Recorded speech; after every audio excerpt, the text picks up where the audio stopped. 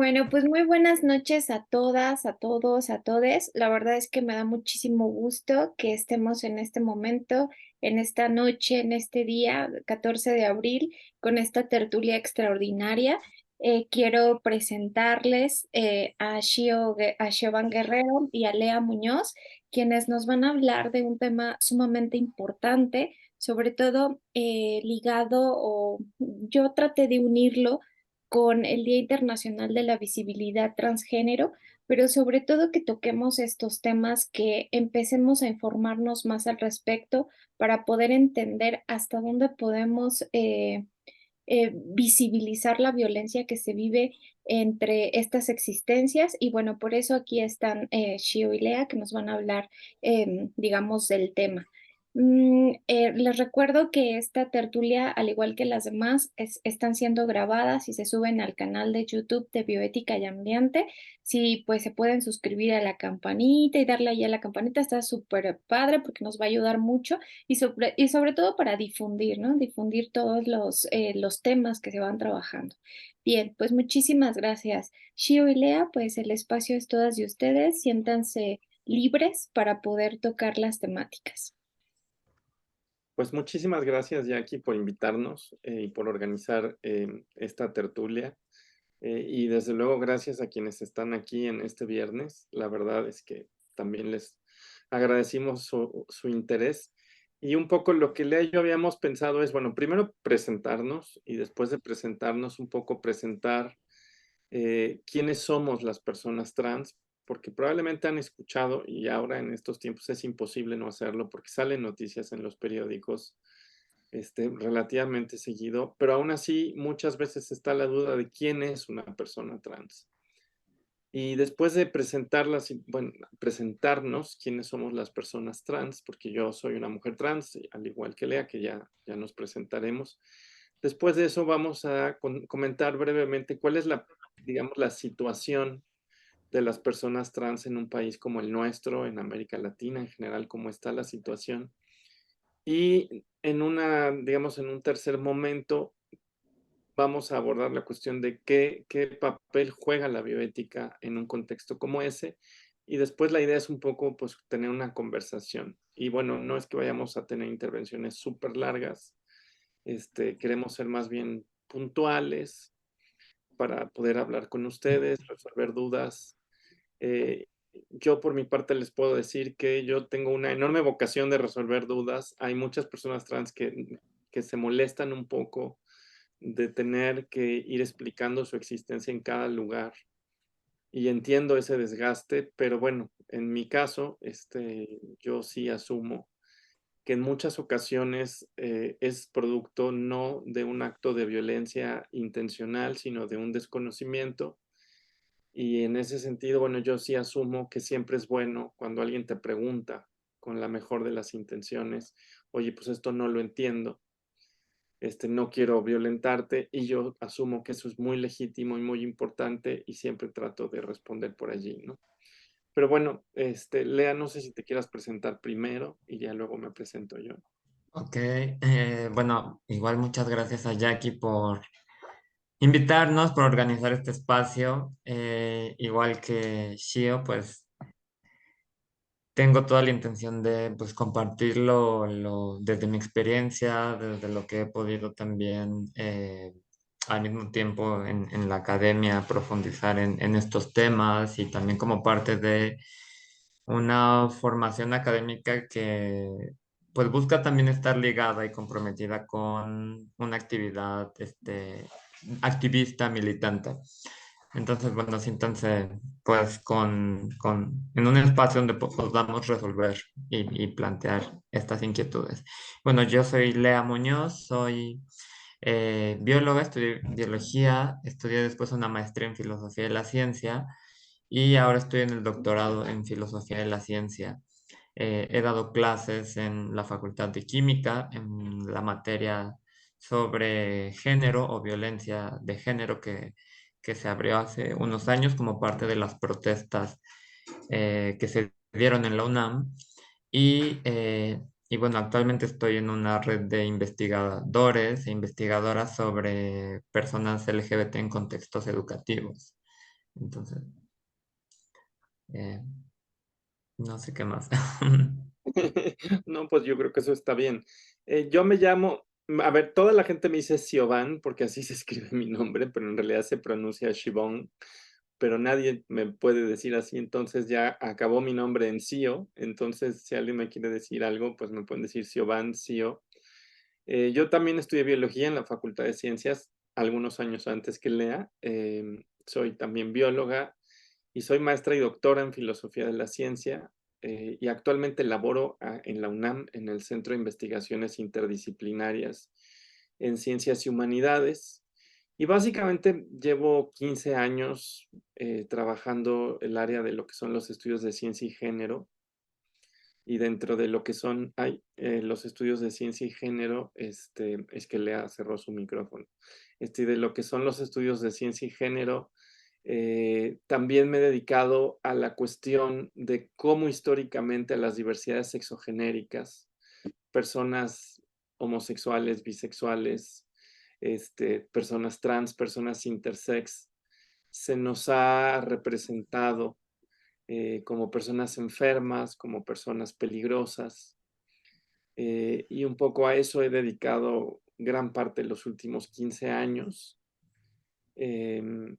Y bueno, trato no solo de hacer labor académica, sino trato también de hacer una suerte de divulgación de las humanidades. Digo, esto les juro que no es anuncio, pero tenemos un programa de televisión en TV UNAM para quien le interese, que se llama Los 41 tropiezos de la heteronorma en México. Está disponible en YouTube. Ya vamos por el episodio número 43. Y fue un espacio pionero dentro de TV UNAM.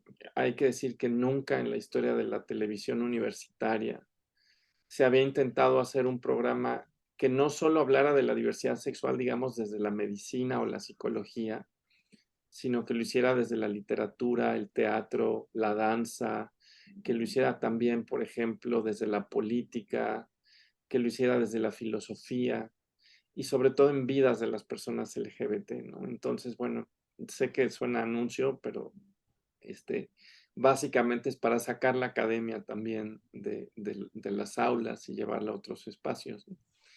Y bueno, pues habiéndonos presentado, pues habíamos dicho que lo primero que íbamos a hacer era mencionar quiénes somos las personas trans. Eh, y puede parecer que es obvio que la gente sabe quiénes son las personas trans, pero probablemente muchos aquí vieron hace 1 o 2 semanas en los periódicos una noticia que salió prácticamente en todos los medios nacionales. Y me refiero al caso de la deportista boxeadora, una deportista boxeadora de nacionalidad argelina que se llama Iman Khelif o Khelif. Y probablemente vieron en las noticias que ella había sido descalificada de la Liga Internacional de Deporte Amateur cuando estaba a punto de disputar la gran final. Y en México prácticamente todos los medios nacionales narraron la noticia diciendo que Iman Khelif era una mujer transgénero. Esto pasó en el Universal, pasó en Aristegui Noticias, pasó en el Excelsior, pasó en prácticamente todos los medios nacionales. Y pongo esto de ejemplo porque de hecho Iman Khelif no es una mujer transgénero. Ella de hecho es lo que se conoce como una mujer cisgénero, es decir, ella nació y desde que nació se le reconoció como mujer, creció y vivió toda su vida como mujer. Es decir, el sexo que se le asignó fue ese, eres una mujer y ella creció así.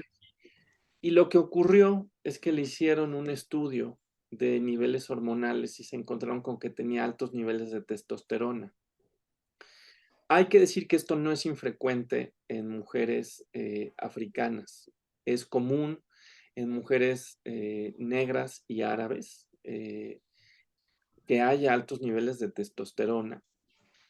Y lo que pasó es que la prensa mexicana, al no conocer esta realidad, interpretó ese dato como si fuera una mujer transgénero, suponiendo que si tenía altos niveles de testosterona, necesariamente tenía que ser una mujer transgénero.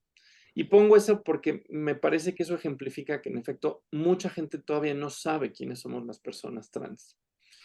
Y en ese sentido, me pongo a mí de ejemplo, digo, ya Lea decidirá si se pone a sí misma de ejemplo, pero cuando yo nací, el sexo que se me asignó fue el sexo masculino y yo crecí y me viví una gran parte de mi vida con esta identidad de varón. Pero en algún momento me di cuenta que no era una identidad con la que yo deseara vivirme, que de hecho no podía seguirme viviendo con esta identidad y que quería vivirme públicamente como una mujer trans. Y así es como me identifico públicamente. Es decir, una mujer trans es alguien que al nacer fue asignada al sexo masculino, pero que al crecer se identificó y se vive como una mujer. Así como hay mujeres trans, hay también hombres trans y hay también personas no binarias. Quizás los hombres trans son menos conocidos, pero probablemente ubiquen algunos, por ejemplo, a Elliot Page, que es este actor muy conocido, que salía en esta serie de Netflix que se llama algo así como The Academy o una cosa así, que es un hombre trans y probablemente ubican que toda su vida se vivió como una mujer hasta hace muy poco que decidió hacer una transición. Normalmente la gente tiene claro quiénes somos las mujeres trans, los hombres trans, y lo que no les queda tan claro es quiénes son las personas no binarias. Porque dicen, bueno, pero o sea, ¿cómo es que alguien no es ni hombre ni mujer? Y eso suena raro en los contextos occidentales porque vivimos en sociedades que siempre han tenido dos posiciones generizadas. Pero yo quisiera decir que esto no ha sido así en todas las culturas. Un ejemplo muy claro de esto lo encontramos en México, en Oaxaca, en el área de Juchitán, donde viven las personas mushe. A veces a las personas mushe se les llama mujeres mushe, pero esto es un error, porque en realidad es una tercera posición de género. Las personas mushe no son ni hombres ni mujeres, son mushe y tienen un rol social específico dentro de toda la sociedad alrededor de la parte de Juchitán, no solo en Juchitán, sino en toda esa zona. Y esa sería quizás una sociedad con tres posiciones de género. Y eso se nota porque, por ejemplo, las personas mushe en zapoteco no se nombran con pronombres femeninos, ¿no? De hecho, no se nombran así y tienen socialmente un rol distinto. Si bien tienen un rol de cuidado que pueden compartir con las mujeres, no tienen una serie de, digamos, de permisos sociales que gozan algunas mujeres o no los tenían hasta hace muy poco, porque la idea es que se dedicaran sobre todo al cuidado de la familia. No tanto a construir sus propias familias, ¿no? Entonces ahí se veía que era una tercera posición de género que operaba distinto y simplemente decir que en muchas sociedades esto ha ocurrido, por ejemplo en las sociedades de Norteamérica, antes de la conquista, eran comunes sociedades que tenían 3 y 4 posturas de género. Cuando llegan los conquistadores, las nombran todas con un término que ahora se considera despectivo, que es el término verdache, que todavía se lo van a encontrar en algunos libros relativamente viejos, todavía libros de los 80, 90 de antropología, de derecho, todavía usan el término verdache, que era un término que venía del árabe y que significaba básicamente prostituto. Y con este término nombraron a muchas posiciones generalizadas que no eran binarias. Y a partir de los 90, en todo lo que es Estados Unidos y Canadá, hay un intento de reclamar identidades que no son binarias y que no se nombren desde este término, digamos, estigmatizante. Y se usa, por ejemplo, la idea de dos espíritus. Gente, dos espíritus. Este es un término de los años 90. Hay que decir que es un término que se considera panindígena, es decir, lo usan gentes de las primeras naciones americanas de todo Estados Unidos y Canadá. incluso si en sus propias culturas estos términos no existían antes de la conquista. Pero bueno, lo pongo de ejemplo para que vean que en otras sociedades sí existieron eh, otras posiciones que no eran masculino y femenino y que a nuestra sociedad le resulta raro. Pero bueno, no sé si sobre esto Lea quiere agregar algo o quizás explicar una diferencia que se usaba mucho y que ha ido cayendo en desuso, que es la diferencia entre transexual, travesti y transgénero. Sí, bueno, yo cuando suelo presentar, por ejemplo, con mis estudiantes el tema de qué es una persona trans o cuál es la historia de las personas trans, yo lo primero que les digo siempre es, bueno, las personas trans no han existido toda la vida, no han existido siempre. Tiene que ver con una manera de comprender el cuerpo el- y la identidad en Occidente.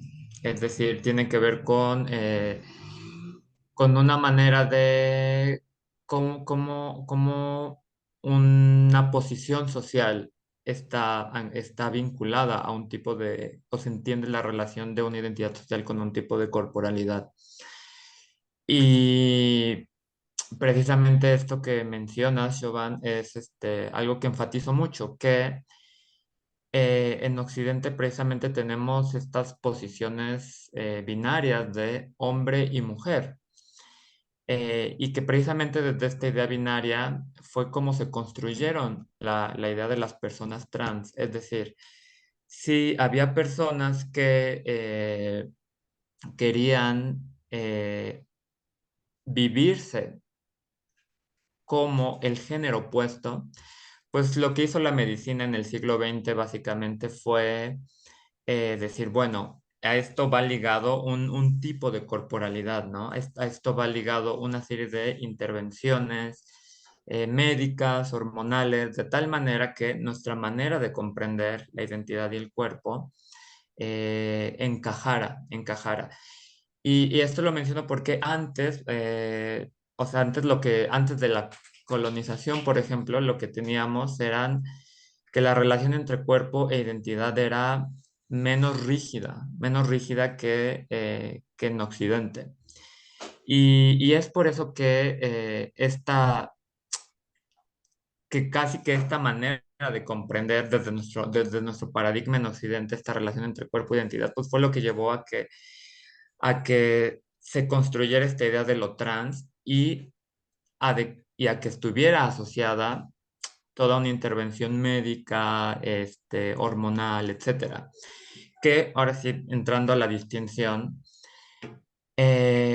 quizás la primer categoría que surge del siglo pasado es la categoría de transexual, que en efecto es una categoría que surge en la sexología, que surge en la medicina, y que en efecto desde esta mirada normativa sobre el cuerpo y la identidad es que, por un lado, veía esto como una enfermedad que en ese entonces pues no se debatían si era una enfermedad orgánica o si era una enfermedad mental, así lo veían, ¿no? Entonces, al final, pues, quien en estas discusiones se impuso, pues fue la mirada de los médicos en contra de la de los psicólogos, ¿no? Y es que se implementa esta manera de decir, bueno, si no podemos curar esto con terapia, pues abordemos el cuerpo. Y en ese sentido es que surge esta idea del cuerpo transexual como un cuerpo que se va a intervenir, pero es un cuerpo que se va a intervenir desde una mirada normativa de lo que es ser mujer o ser hombre, ¿no? De hecho, la idea de transexual implicaba esto que decían que era un deseo de metamorfosis, ¿no? O sea, un deseo de cambiar todo el cuerpo, se entendía como el cuerpo equivocado, o sea, era una narrativa patologizante, estigmatizante también. Y esa es la historia de la categoría transexual. Y así es como un poco hasta los 70s, 80s, esta categoría se quedó muy atrincherada al lenguaje de la medicina y después va a surgir otra categoría que es la categoría de transgénero. Y esta categoría en sus inicios busca ser una politización frente a la categoría de transexual, la cual se veía como regida por la medicina y bajo este ideal normativo de, bueno, si quieres ser una mujer, tienes que llevar adelante todos estos cambios, ¿no? O sea, era una cuestión de tienes que hacerlo. Eh, y de hecho, bueno, hay eh, anécdotas, hay historias, por ejemplo, de que había, por ejemplo, rituales que tenían, por ejemplo, las mujeres transexuales, que antes de realizarse, por ejemplo, la vaginoplastía, que es esta cirugía que se entiende como de cambio de sexo, pues ellas narraban que, por ejemplo, se masturbaban antes de hacerlo, ¿no? Porque era una manera como de decir, bueno, voy a dejar de tener esa parte de mi cuerpo eh, y, y lo hago en parte porque esta ha sido una construcción en donde la medicina de una u otra manera nos ha dicho cómo tenemos que ser y en ese cómo tenemos que ser hemos ocultado mucho, mucho de cómo vivimos nuestro cuerpo, de cómo vivimos nuestra relación con nuestra sexualidad, porque también la idea de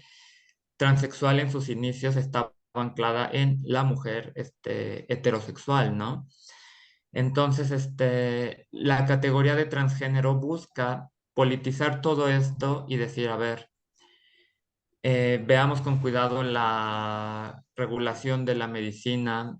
La medicina no necesariamente tiene que validar nuestras identidades. La medicina no tiene que ser el conducto necesariamente mediante el cual busquemos esa vida, ¿no?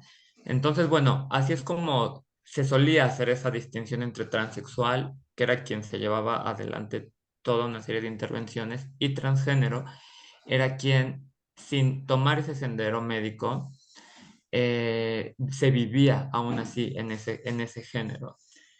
Eh, en sus inicios esto estaba muy enfocado a todo tipo de intervención médica, ¿no? Desde hormonas hasta cirugías. Después, pues estas categorías también han ido evolucionando, han sido reapropiadas de otra manera. Por ejemplo, yo les decía que la categoría transgénero, pues es una categoría que busca ser crítica con la medicina, pero bueno, hoy en día la medicina hablaría de personas transgénero. Entonces, bueno, son categorías que surgen y la medicina pues también las reincorpora, pero quizás esta era una de las diferencias que en los 90, 2000, en el caso de México, pues estaba, ¿no? Esta distinción. Eventualmente esto también cambió, porque otra distinción que también se hacía, además de personas transexuales, transgénero, era la de personas travestis. Y esa categoría, pues, incluso es incluso más vieja que la de transexual y la de transgénero, pero la categoría de travesti, pues, tiene una historia que se termina quedando, al menos en Europa, en Estados Unidos y en ciertas partes de Latinoamérica, como una práctica y no tanto como una identidad.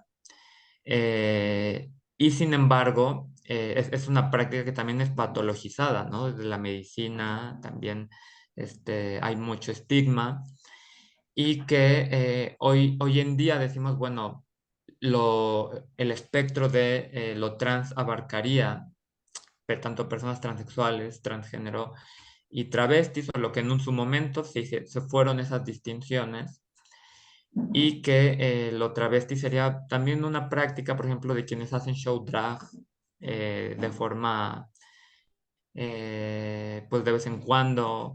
El travestismo también ha implicado, por ejemplo, no sé, o sea, va, pues, o sea, incluso se sabe que hay una historia de travestismo en la historia de, o sea, si hacemos una historia de las mujeres, pues también ha habido travestismo como estrategia quizás para estar en ciertos espacios, para salir de las normas.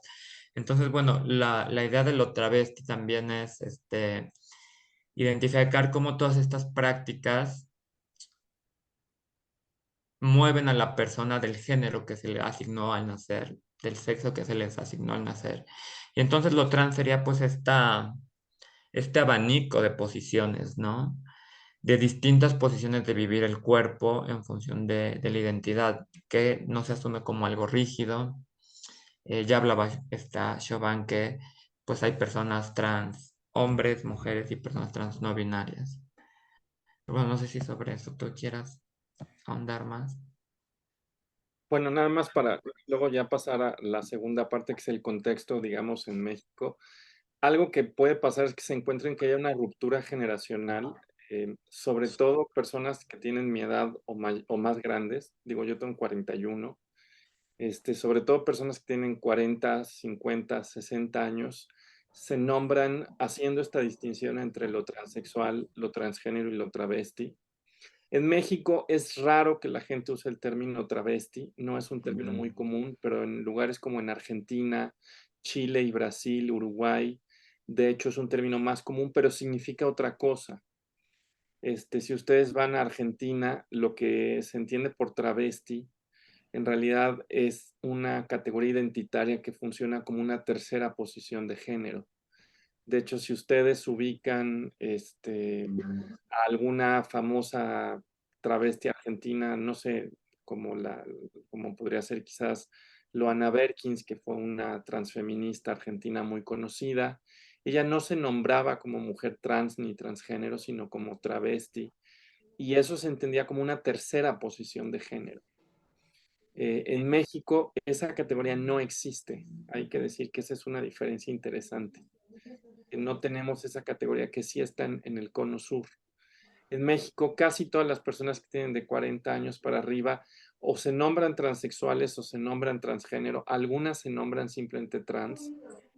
Pero tiene que ver con que muchas compañeras, por ejemplo, que transitaron en los años 70, transitaron bajo este modelo médico del que les hablaba Lea, que te decía que tenías una enfermedad y que la única manera de corregirla era a través de una serie de intervenciones médicas. Y muchas personas se nombran así cuando tienen 40, 50, 60 años, porque transitaron con ese modelo y dicen, yo soy una mujer transexual. Algunas otras que estaban al tanto del activismo se nombran como mujeres transgénero, en esto que ya decía Lea, que es una toma de distancia del discurso médico diciendo, yo no estoy enferma y mi identidad no está validada por la medicina. En ese sentido, se van a encontrar con que gente de mi edad o más grande distingue entre estas tres categorías, pero gente de la edad de Lea o más joven, por ejemplo, no lo hace y usan solamente la etiqueta de trans. Y un poco la razón se debe, son dos razones. La primera de ellas tiene que ver con que la violencia no distingue. O sea, en la calle, cuando te van a violentar, nadie te pregunta, oiga, ¿usted es travesti, transexual o transgénero? Eso no pasa. Simplemente hay una lectura de un cuerpo que está violentando una norma y es agredido. Y en ese sentido hay un reconocimiento de que finalmente compartimos una lucha común en contra de las violencias. Y la otra razón es que una vez abandonado el modelo médico del que nos hablaba Lea, y hay que decir que eso fue muy reciente, a diferencia de lo que pasa, por ejemplo, con la homosexualidad, que se abandona en 1992, la idea de que la homosexualidad es una enfermedad. Me refiero por parte de la Organización Mundial de la Salud. A diferencia de eso que ocurrió en el 92 con la homosexualidad, en el caso de lo que se llamaba la disforia de género, esta dejó de considerarse una enfermedad apenas en 2018. Es decir, la lucha por la despatologización trans fue mucho más lenta. En parte porque cuando se logra en Estados Unidos la despatologización de la homosexualidad. Lo que pasó en los años 80 fue la patologización de la transexualidad, con esta categoría médica, ¿no? Entonces, apenas eso se intensificó en los 80, y entonces hubo que empezar a luchar, y apenas en 2018 se logra eliminarlo del Código Internacional de Enfermedades. Y en ese sentido, una vez que se abandona, la gente simplemente empieza a hablar de lo trans, así, a secas, un poco para decir, bueno, nos vivimos dentro de espectros de género distintos, digamos, al binario, y vamos a nombrarnos solamente personas trans. Y bueno, habiendo dicho eso, ¿cuál es la realidad de las personas trans en México? Hay que decir que de entrada hay poca información rigurosa. Eso es lo primero que habría que decir. Eh, Hasta el año pasado no había ninguna producción estadística confiable sobre la realidad de las personas trans en México. Lo que teníamos hasta antes del año pasado eran sobre todo dos tipos de herramientas. La encuesta nacional de discriminación que producía el CONAPRED desde hace ya varios años y una serie de datos producidos por grupos de activistas, como por ejemplo Letra S, que seguramente alguien aquí ubicará como ese famoso suplemento que durante años se publicó en la jornada sobre salud, sexualidad y SIDA, Letra S, y que aunque ya no se publica, digamos, impreso, sigue existiendo y desde hace años lleva a cabo un monitoreo de los crímenes de odio en México. Y así como está Letra S, también está el Observatorio Nacional de Crímenes de Odio hacia Personas LGBT. Y tanto Letra S como el Observatorio Nacional lo que hacen es monitoreo de medios. Es decir, ven las noticias que se publican y van haciendo un listado de los crímenes de odio que se van encontrando. Esto, desde luego, es una metodología que tiene muchos problemas. De entrada, porque dependes de que los medios básicamente le den cobertura y que lo reporten en efecto como un asesinato a una persona LGBT. A veces esto no pasa, sobre todo con las mujeres trans. A veces no se nombra que somos mujeres, a veces de hecho se dice un hombre vestido de mujer, pero a veces ni siquiera se nombra eso. Y en ese sentido los medios a veces no reportan que una persona LGBT fue asesinada, a veces porque no se sabe si es homosexual, lesbiana, bisexual, o a veces porque los medios simplemente no lo reportan en caso de una persona trans. En ese sentido, muy probablemente hay un subreporte, están probablemente subreportados los crímenes de odio de nuestro país. Pero hasta el año pasado, esas eran las herramientas que teníamos. La encuesta de discriminación del CONAPRED y estos ejercicios estadísticos hechos por ONGs que colaborando con otras ONGs alrededor del mundo producían un mapa alrededor de básicamente de Occidente y una parte de Asia, de los crímenes de odio a personas trans. Y de ahí sale un dato que se suele escuchar mucho y es que México es el segundo país a nivel mundial en lo que refiere a crímenes de odio a personas trans y a crímenes de odio a mujeres trans, o sea, transfeminicidios. Solo después de Brasil, y estos son números absolutos, hay que decir. Si vemos los números relativos, la situación es bastante grave, es decir, si hacemos una ponderación por cada 100,000 habitantes, lo que emerge es que América Latina y el Caribe son básicamente, bueno, es la región más letal del mundo para las personas trans, América Latina y el Caribe. Hace básicamente un mes, ILGA, que es la Sociedad Internacional de Lesbianas, Bisexuales, Gays y Trans, publicaba una serie de datos de los índices de, digamos, de asesinatos violentos de distintos países. Y México tiene una tasa bastante alta. Alrededor de 5.6 personas eran asesinadas por cada 100,000 habitantes. Y era de las tasas más altas. Y de hecho, algo que señalaba ILGA es que a pesar de que México tiene un marco jurídico bastante favorable a las diversidades sexuales, porque tenemos matrimonio igualitario en todo el país, porque tenemos reconocimiento a la identidad de género de personas trans en más de la mitad del país, porque tenemos una reforma sustantiva a los derechos humanos. Implica que toda autoridad debe velar por el cumplimiento de los derechos humanos bajo lo que se llama el principio pro persona, que básicamente estipula que se tiene que hacer siempre la interpretación más generosa de una legislación en lo que respecta a derechos humanos, es decir, que más beneficie a la gente, eh, pese a que tenemos, por ejemplo, leyes nacionales y estatales en contra de la discriminación, pese a todo eso, México tiene tasas de asesinatos violentos a personas LGBT que están por encima, por ejemplo, de países como Arabia Saudita, donde no existe ninguna de estas legislaciones.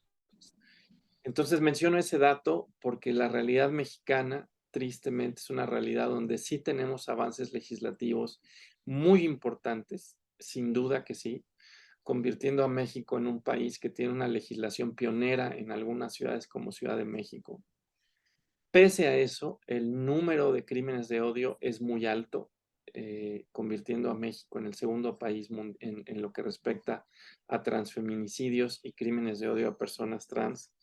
Eh, y en ese sentido, bueno, no es la única violencia que ocurre, la violencia transfeminicida. Por ejemplo, la encuesta nacional del CONAPRED dice que el grupo que registra la mayor cantidad de violaciones a sus derechos humanos y el más discriminado en nuestro país es el grupo de las personas trans. Y teníamos básicamente estas herramientas hasta el año pasado. ¿Por qué digo que hasta el año pasado? Porque el año pasado el INEGI publicó el 28 de junio, el Día Internacional del Orgullo LGBT, un primer ejercicio estadístico de cuáles son las personas y dónde estamos las personas LGBT y cuáles son nuestras problemáticas. De hecho, se puede consultar en la página del INEGI. Y ese ejercicio, por ejemplo, mostró que en México, del sector que va de 15 años en adelante, las personas LGBT somos básicamente el 5.8, 5.9% de la sociedad, que no suena mucho, pero somos 6 millones de mexicanas y mexicanos LGBT. Ojo, mayores de 15 años. Es decir, no era sobre los 130 millones de mexicanos, es sobre el número de mexicanos que tienen más de 15 años. Y éramos 5.9 millones y de esos, personas trans somos solamente 900,000 personas trans mayores de 15 años en México. Esas 900,000 personas nos distribuíamos 300,000 mujeres trans, 300,000 hombres trans y 300,000 personas no binarias. No son datos exactos, pero básicamente eran 300,000 y pico, 300,000 y pico y 300,000 y pico. Y menciono esto porque básicamente esto quiere decir que por cada mujer trans en México hay 650 mujeres cisgénero. Quiero que no olviden ese dato porque tiene una relevancia por dos razones. La primera es porque a veces parece que matan muy pocas mujeres trans, porque dices, pues hay 52 asesinatos al año, pues no suena mucho. Pero cuando vemos que somos solo 300,000, a diferencia, por ejemplo, de las 60 millones de mexicanas, eso muestra que aunque puede sonar como un valor muy bajo, en realidad cuando hacemos la ponderación por 100,000 habitantes, pues no es un valor tan bajo. Eso, desde luego, lo menciono simplemente porque si yo les digo que cada año hay 52 crímenes violentos de mujeres, sobre mujeres trans, pues van a decir, bueno, no parecen tantos en un país que cuenta decenas de miles de feminicidios. Y diría, bueno, lo que pasa es que somos muy pocas. En ese sentido, es que 52 puede sonar poco, pero para una población de 300,000 personas, pues sí es bastante. Y la otra es que también hay que decir que si por cada mujer trans hay 650 mujeres cisgénero, pues desde luego eso quiere decir que también somos muy pocas. Esta idea que de repente parece circular de que las mujeres trans estamos tomando espacios de mujeres cisgénero, no se corresponde con la realidad demográfica de esta población, simplemente somos muy pocas. Y además estamos muy precarizadas.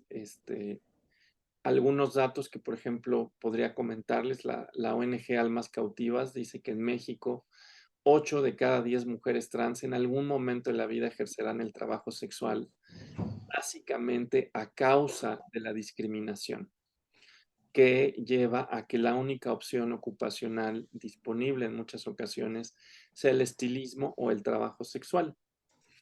Y ojo, eso tiene un factor de riesgo porque de acuerdo a letra S, la inmensa mayoría de transfeminicidios le ocurren a mujeres trans en el trabajo sexual y en el estilismo.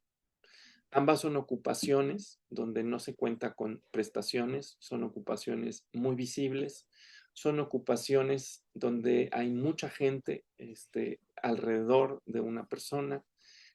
La persona es muy visible, pero también es muy vulnerable. Y bueno, para darle la palabra a Lea, la última cosa que yo querría mencionar es que en este ejercicio que hizo el INEGI, se mostró que la violencia en la casa y en la escuela constituyen, en el caso de las personas trans, el 50% de la violencia recibida viene de la familia en las casas y el 20% viene de las escuelas. Y esto no es menor porque son violencias muy intensas que han dado lugar a que, por ejemplo, la tasa de ideación suicida para la población LGBT sea 3 veces más grande que para la población que no es de la diversidad sexual. Y los intentos de suicidio son el doble de frecuentes en la población LGBT. Y ojo, de acuerdo al Instituto Nacional de Psiquiatría, en una investigación publicada hace ya 5 años, esto está asociado a problemas de salud mental, pero esos problemas de salud mental vienen directamente de la discriminación. Es decir, los problemas de salud mental no son inherentes a la identidad trans. No es porque alguien sea trans que tiene un problema de salud mental, sino porque vive una serie de dinámicas de discriminación y exclusión, el que desarrolla cuadros de depresión e ideación suicida que eventualmente le pueden costar la vida. En ese sentido, bueno, lo que estamos tratando de dibujar es este paisaje de las violencias que se viven en un país como el nuestro. Lea, no sé si quieres agregar algo. Ah, respecto a este escenario que viven las personas trans, en México, bueno, igual creo que sería importante también incorporar el hecho de que eh, están estos datos sobre violencia, pero las violencias no solamente son estas violencias de la calle, del transfeminicidio, o quizás la violencia en un espacio educativo, ¿no? También lo que tenemos en México, que es alguna tendencia a nivel internacional, es la circulación de distintos discursos, que son discursos de odio, eh, y que recientemente estos han ido pues incrementándose, haciéndose mucho más visibles, eh, que de haber estado inicialmente quizás hace unos 5 o 6 años en redes sociales, hoy salen de las redes sociales y se expresan en espacios de toma de decisiones, se hacen más presentes aún en las academias también. Y en particular me refiero a dos tipos de discursos de odio que hoy circulan en México. Por un lado, el que tiene que ver con el movimiento contra la ideología de género, y por otro lado a este otro movimiento que habla de un borrado de las mujeres. Son dos discursos que no tienen un origen idéntico, pero que hoy en día están muy entrelazados y vinculados, ¿no? En el caso del de el movimiento contra la ideología de género, pues hay ahorita, digo, hoy mucha gente ya está estudiando esto, pero bueno, lo que se sabe es que es un movimiento que comenzó o que tiene sus orígenes en la Iglesia católica, en iglesias cristianas, que tiene que ver con una reacción a los cambios legales y no solo legales, ¿no? A los cambios en la cotidianidad también que se ha dado respecto a la relación entre los géneros, a la sexualidad, y todos estos cambios que se comenzaron a hacer mucho, muy fuertes a partir de los 60, 70. Y desde entonces, pues hay informes, ¿no? De que sectores de la iglesia identificaban, por ejemplo, que eh, digamos que la religión era un discurso que cada vez regulaba menos el comportamiento de las personas. De hecho, bueno, hay datos sobre cómo en México han habido ciertos puntos porcentuales de cómo cada vez menos personas se identifican con el catolicismo.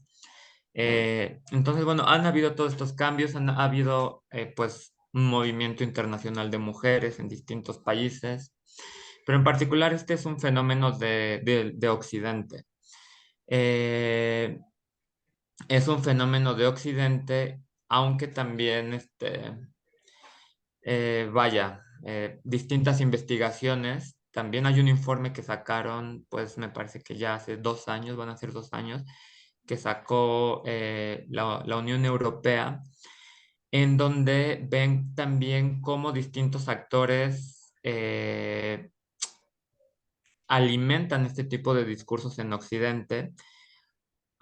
Digo, yo sé que estos datos hay que tomarlos con mucho cuidado considerando las tensiones entre Rusia y Occidente, pero bueno, hay investigaciones de cómo Rusia alimenta en distintas partes de Europa eh, muchos de estos movimientos antigénero, en partes como Polonia, Hungría.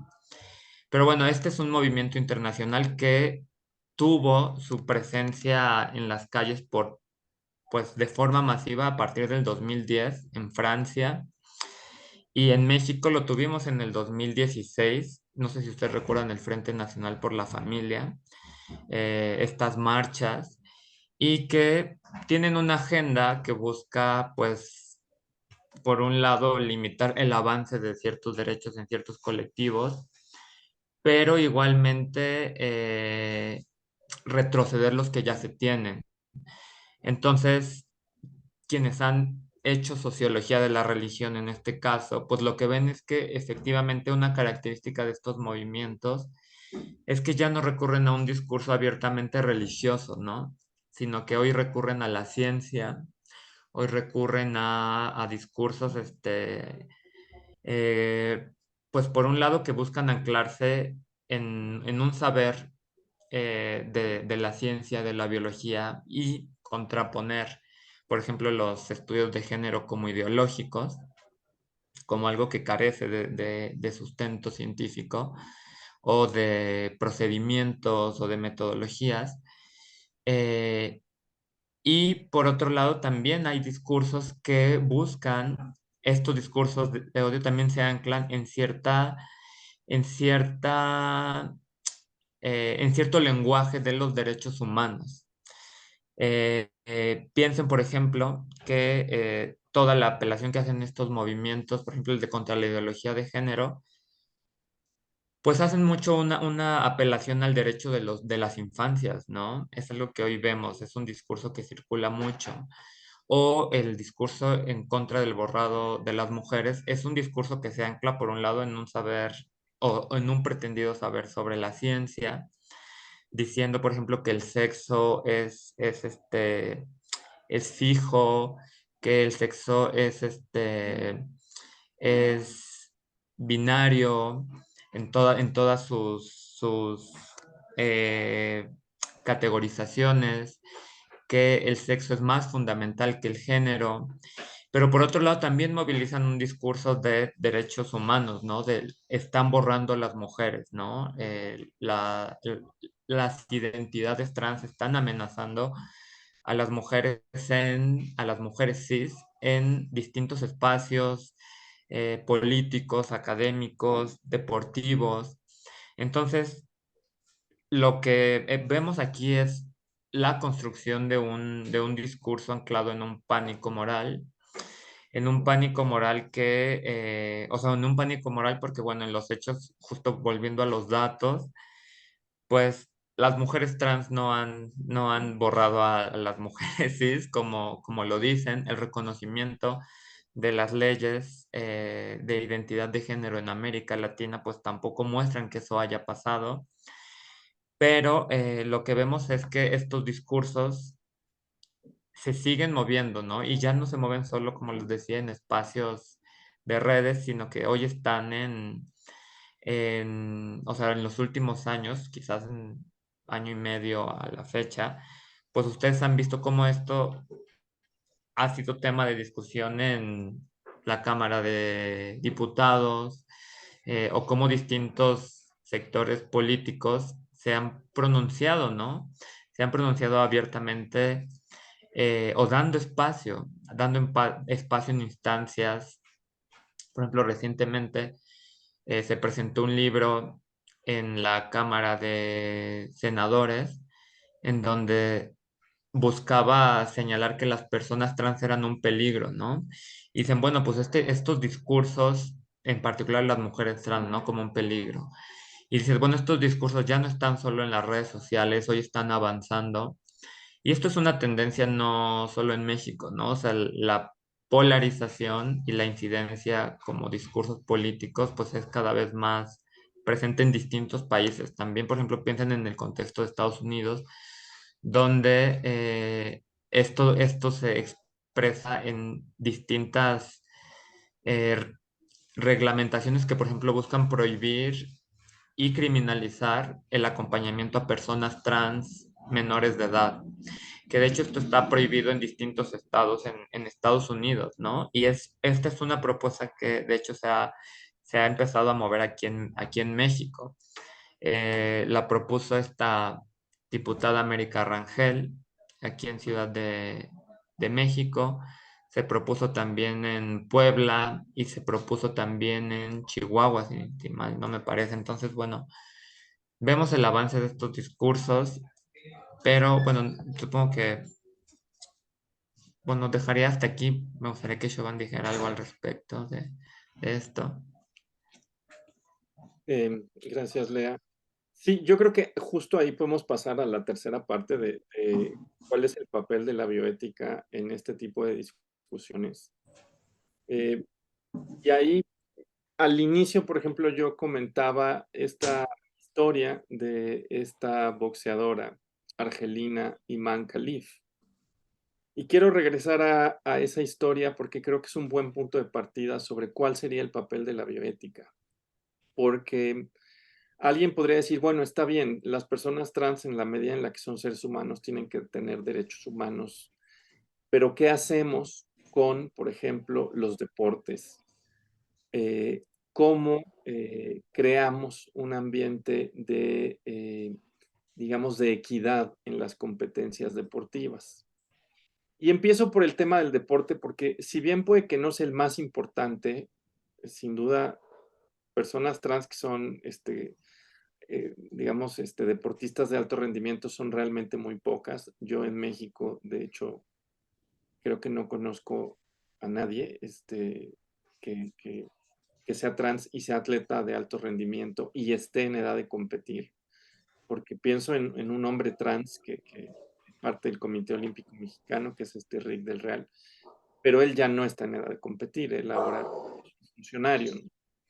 Entonces no es tan común, pero creo que ilustra cuál sería el papel de la bioética, porque alguien podría decir, bueno, en efecto es un riesgo el hecho de que, por ejemplo, las mujeres trans entremos en los deportes.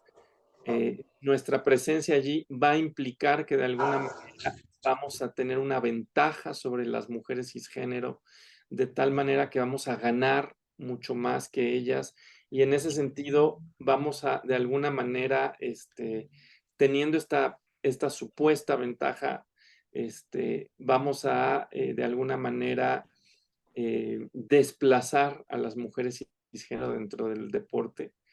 Y ahí creo que el caso de Iman Khalif es un buen ejemplo, porque lo primero que tendría que hacer la bioética es acercarse a las disciplinas científicas e indagar los hechos empíricos.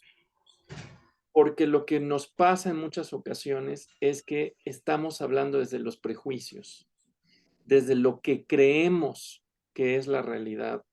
Y una de las cosas que tiene la bioética es que no solo hace una reflexión ética, sino que busca hacerlo en una cercanía con otro tipo de saberes. Y ahí, por ejemplo, creo que sería muy importante acercarse, por ejemplo, a la medicina del deporte e interrogarle y decir, a ver, ¿es verdad que las mujeres trans tienen esta ventaja? Y ahí, por ejemplo, una de las cosas que veríamos, primero que nada, es que hay una representación inadecuada de los cuerpos, no de las mujeres trans, sino de las propias mujeres cisgénero. Y el caso de Iman Khalif es el ejemplo que pongo, porque lo que les decía yo hace rato es que muchas mujeres negras y árabes, de hecho, tienen niveles de testosterona mucho más elevados que, por ejemplo, las mujeres blancas. No les sabría yo decir la realidad, por ejemplo, de las mujeres asiáticas, la verdad es que lo desconozco. Pero sí me gustaría poner este ejemplo, porque lo primero que sería importante es acercarnos a los hechos y ver si son metodológicamente robustos estos hechos.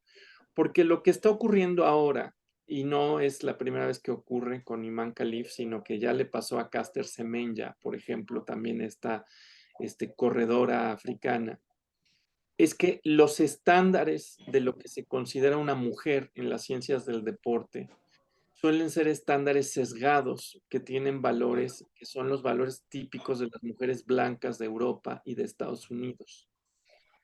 Y cuando se dice que las mujeres trans no podemos participar, normalmente se dice que es porque vamos a tener niveles más altos de testosterona y que la testosterona está vinculada con un mayor rendimiento deportivo.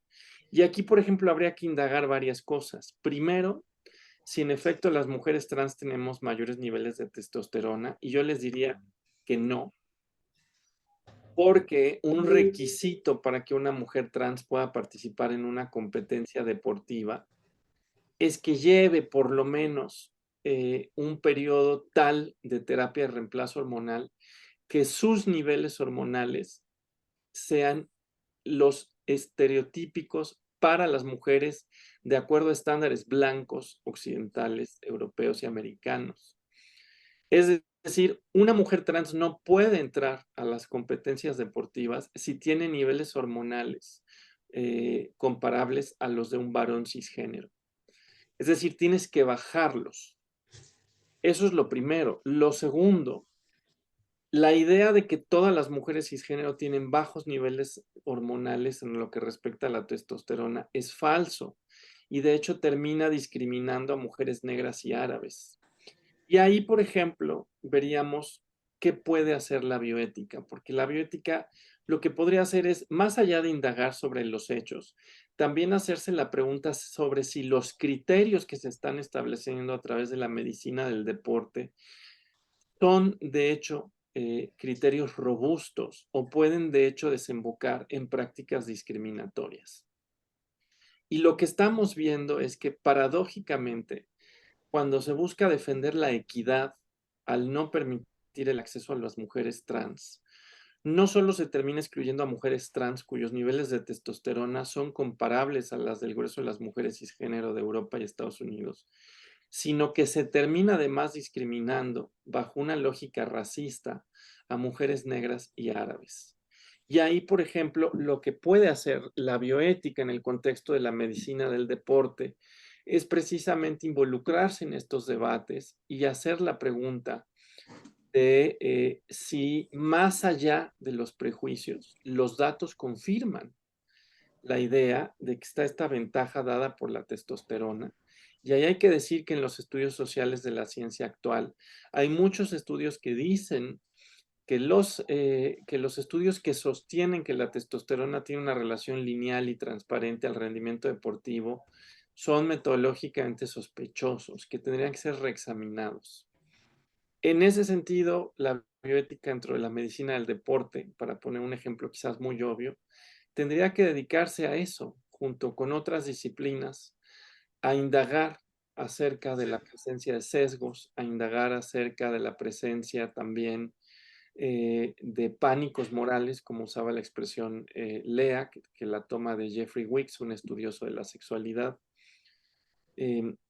y ver si de hecho, dentro de un discurso que busca legitimar la equidad, lo que termina por pasar es que estamos, de hecho, racionalizando prácticas de discriminación.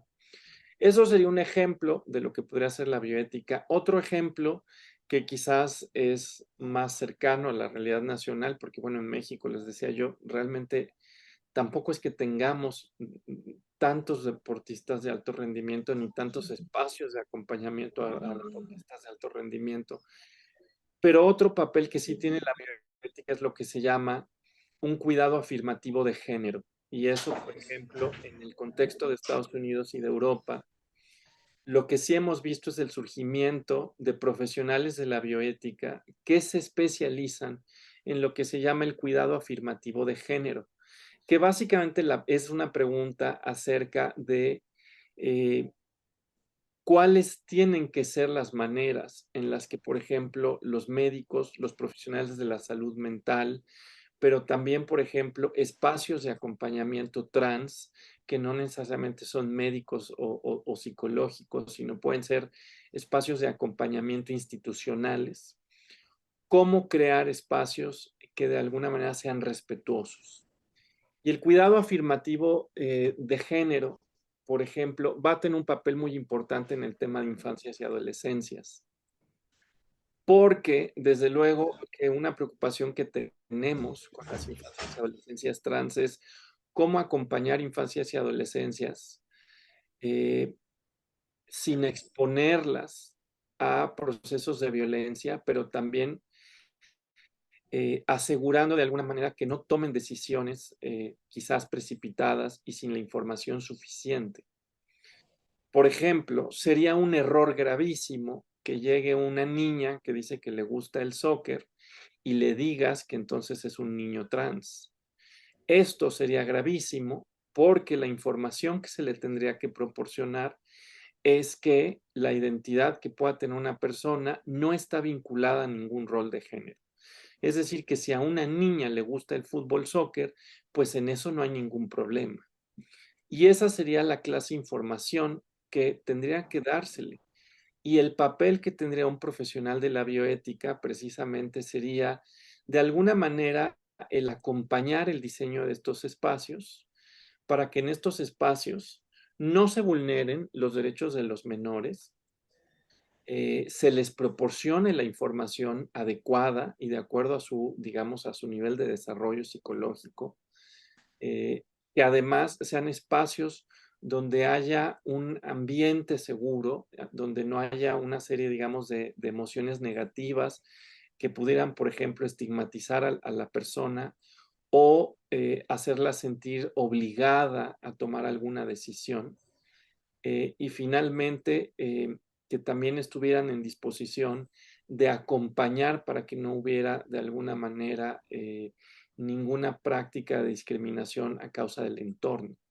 En México, por ejemplo, desafortunadamente, los profesionales de la bioética no se han acercado tanto como quisiéramos, pero en países como en Estados Unidos, en países como en España, sí hay toda una, digamos, todo un desarrollo de profesionales de bioética especializados en lo que se llama el cuidado afirmativo de género, tanto para personas trans adultas como para menores de 18 años.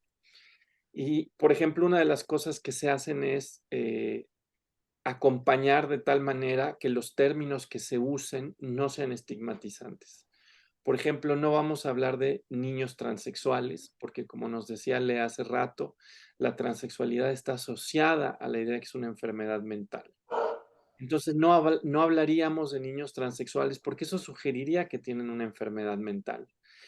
Hablaríamos, por ejemplo, de niños con creatividad de género o con géneros expansivos o novedosos, que es una manera, de alguna manera, de no etiquetarlos, pero tampoco de estigmatizarlos.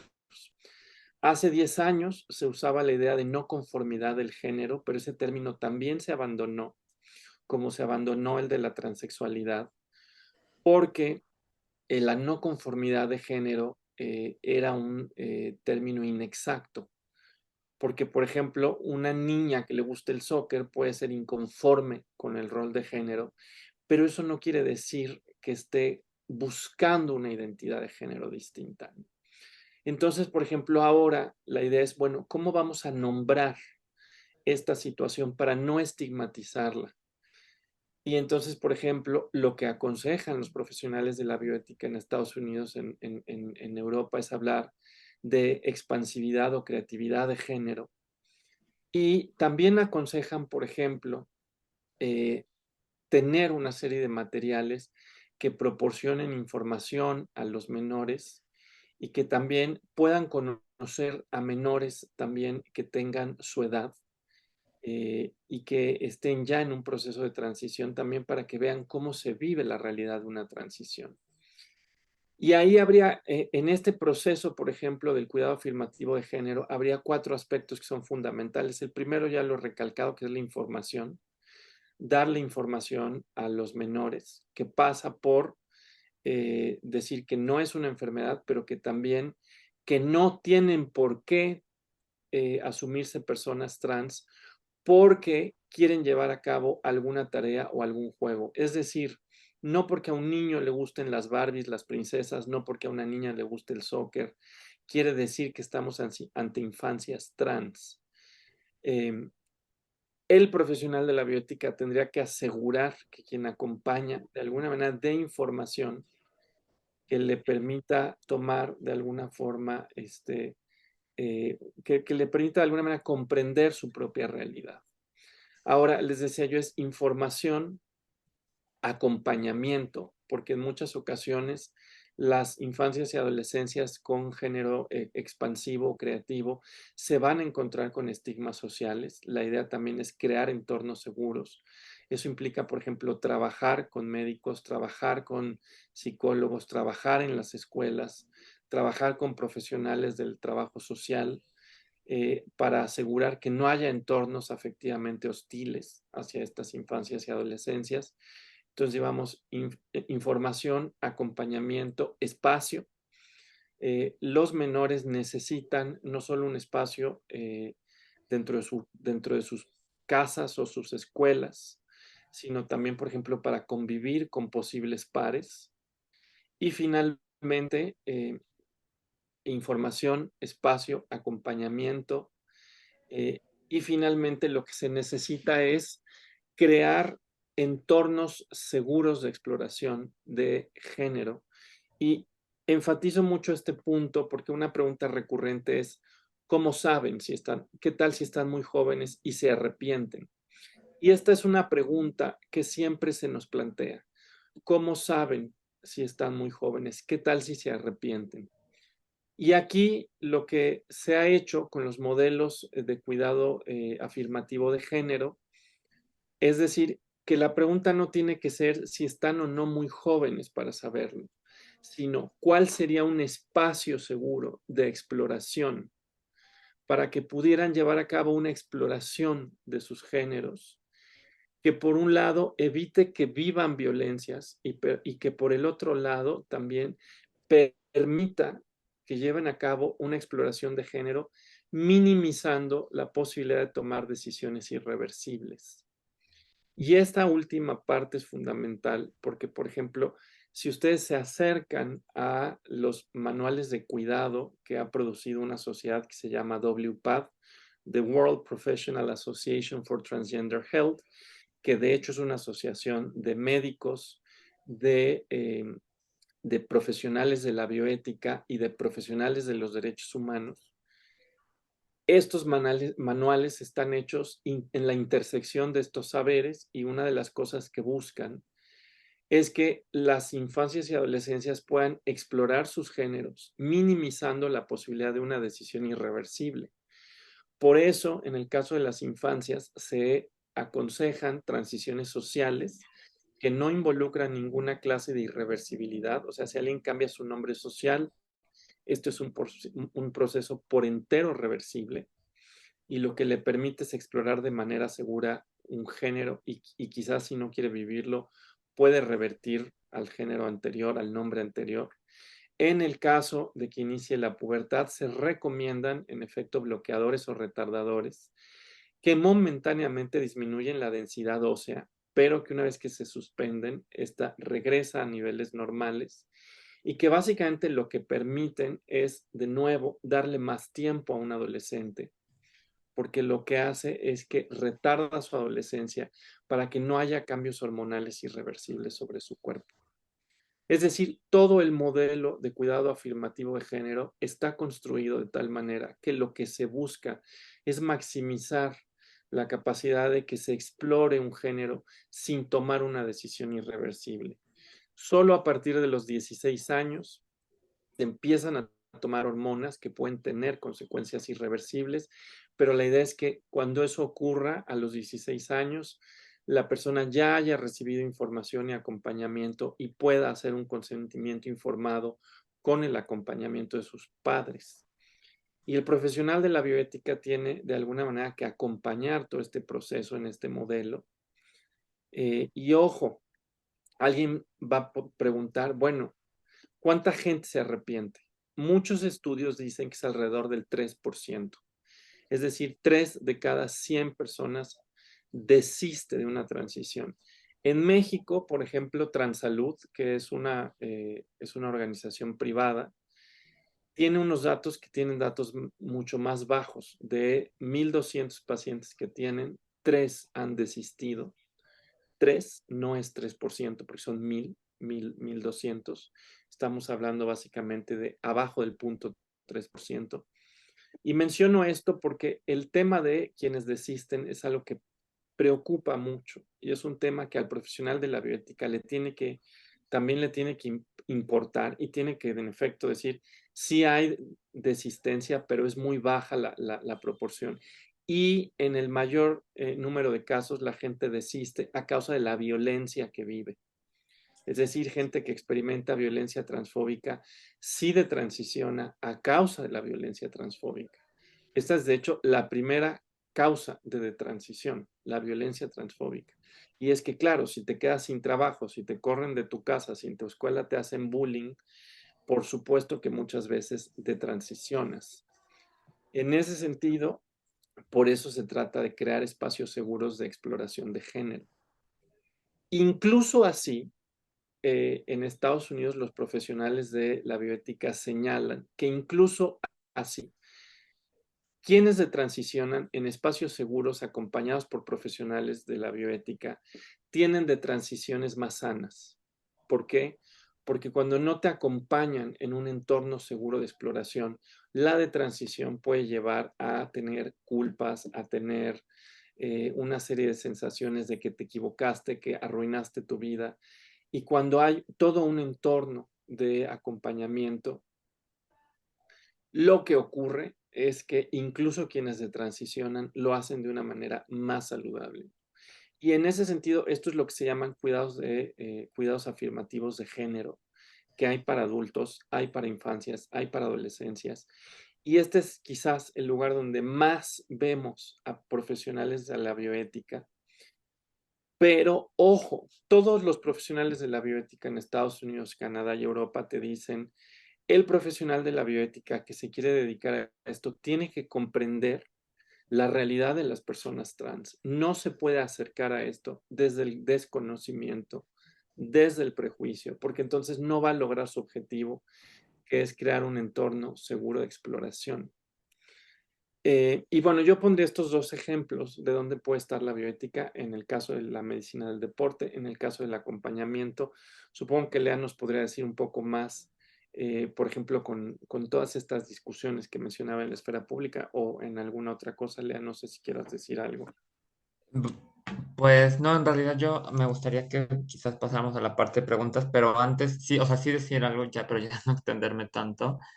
Es que, o sea, creo que también una parte de quienes se dedican a la bioética, o sea, tendrían que ayudar a,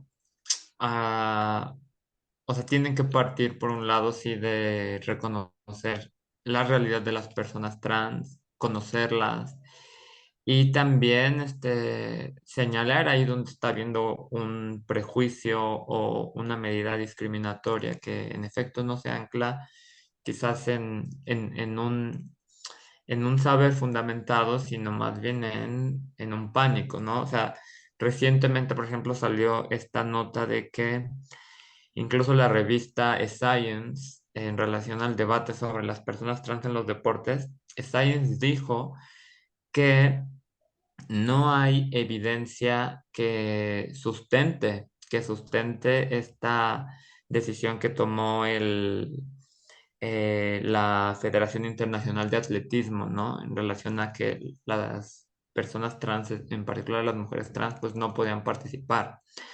Y esto porque, pues hay evidencia que es o sea, contamos con con distinta información, pero nada que apunte a que sí hay una ventaja, porque, por ejemplo, lo que se sabe es que las personas trans, en particular las mujeres trans, cuando transitan, sí pierden masa muscular por la reducción de los niveles de testosterona, pero no suelen perder muchísima y quizás sí tengan más masa muscular que las mujeres cis, ¿no? Esto hablando quizás generalizando mucho. Pero lo que también se sabe es que los niveles de hemoglobina bajan a los niveles que tienen la mayoría de las mujeres cis, ¿no? Bueno, igual poniéndolo esto como mujeres cis, quizás blancas, bajo estos estándares, ¿no? Entonces, bueno, aquí tú tienes estos dos datos que haces, ¿no? Y se le consultó a genetistas, hay un genetista que ha trabajado el tema de lo trans desde la biomedicina, no de ahora, sino de tiempo, y él señalaba eso, ¿no? Que incluso la exclusión sin información, de hecho, sin haber investigado, lo que genera es que cierra también la posibilidad de poder investigar si de hecho habría ventajas, ¿no? Porque dice, bueno, si se excluye a las personas trans de los espacios deportivos sin ninguna evidencia que pudiéramos llamar concluyente, pues entonces no vamos a poder hacer investigación sobre esto, ¿no? Eh, E igualmente, si se rige sobre las mujeres cis intersexuales o que tengan niveles de testosterona que no sean los estándares de las mujeres blancas, si las llevas a que se modifiquen, pues igualmente no vamos a tener oportunidad de hacer investigación sobre esto, ¿no? O sea, estás poniendo por delante una medida que es más discriminatoria y cerrando la posibilidad de que esto de hecho sí se pruebe, ¿no? Eh, por otro lado, bueno, ya dejando a un lado el tema del deporte, me parece que también los profesionales y las profesionales de la bioética tienen que, en efecto, hacer visibles cómo de hecho sí son estos a programas de acompañamiento, como señalaba Chauvin, porque en efecto lo que tenemos hoy son discursos que están diciendo todo lo contrario, ¿no? Son discursos que están diciendo, bueno, lo que están haciendo aquí es, de hecho muchas veces se dice, es una eugenesia de las personas homosexuales. Y se dice esto, se están transexualizando niños homosexuales porque lo que aquí hay es homofobia, lo cual es completamente falso, ¿no? Y aquí la bioética tendría que decir, bueno, hay personas personas trans que no son heterosexuales, ¿no? Entonces es falsa este pánico moral de que lo que se está haciendo es avanzar un proyecto eh, que se ancla en la homofobia y que busca postergar la heterosexualidad. Y, y bueno, igualmente lo que señalaba en relación a este otro discurso del borrado de mujeres, pues hacer ver cómo en los hechos no hay ningún dato que en efecto muestre que las mujeres cis han dejado de estar en los lugares que ocupan, ¿no? Y que se han ganado.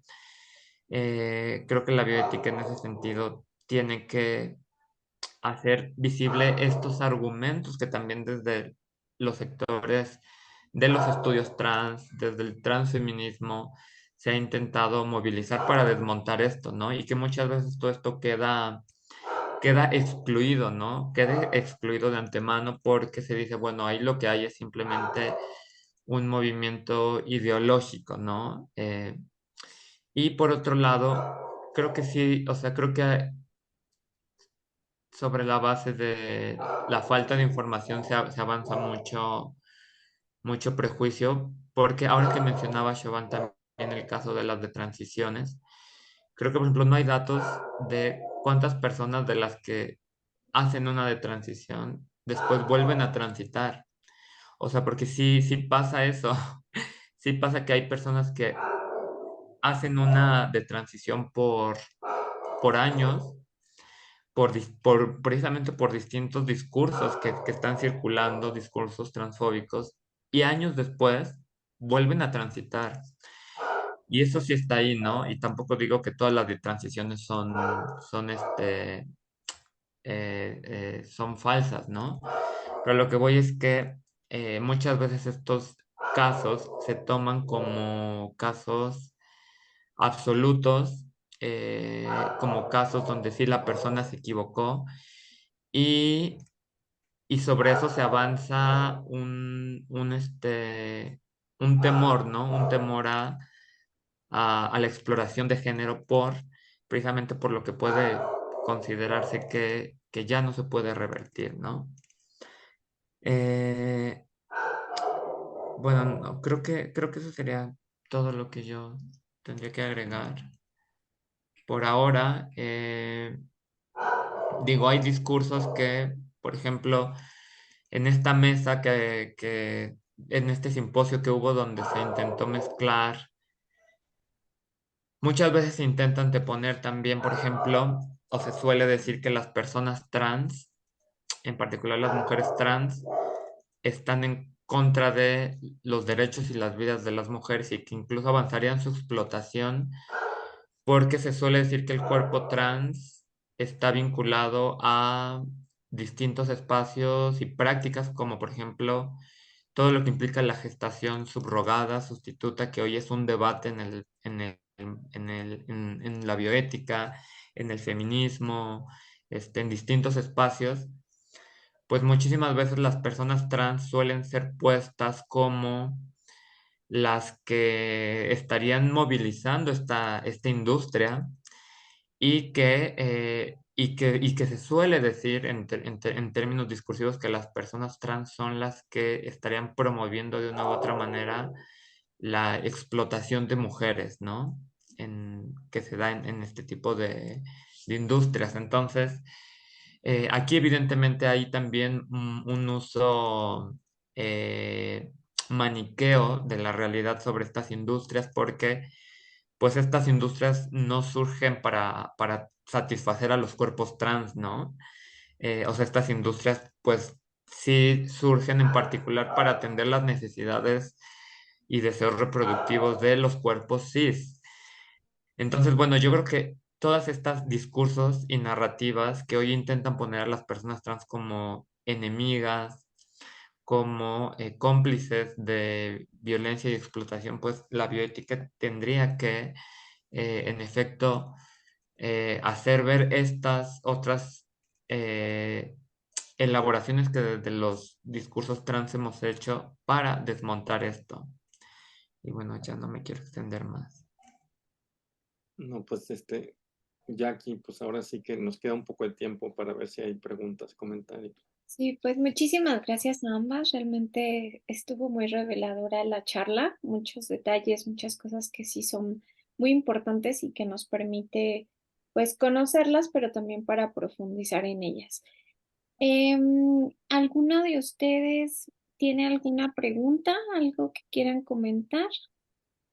Marta, te abro el micrófono, permíteme un segundo.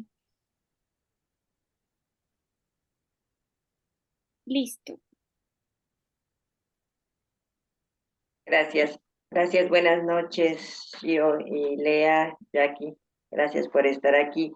Eh, Leía yo algo, bueno, trabajo en la Facultad de Ciencias y tengo de estudiantes de otras licenciaturas, estudiantes de actuaría, y buscando información para trabajar con ellos, pensaba yo en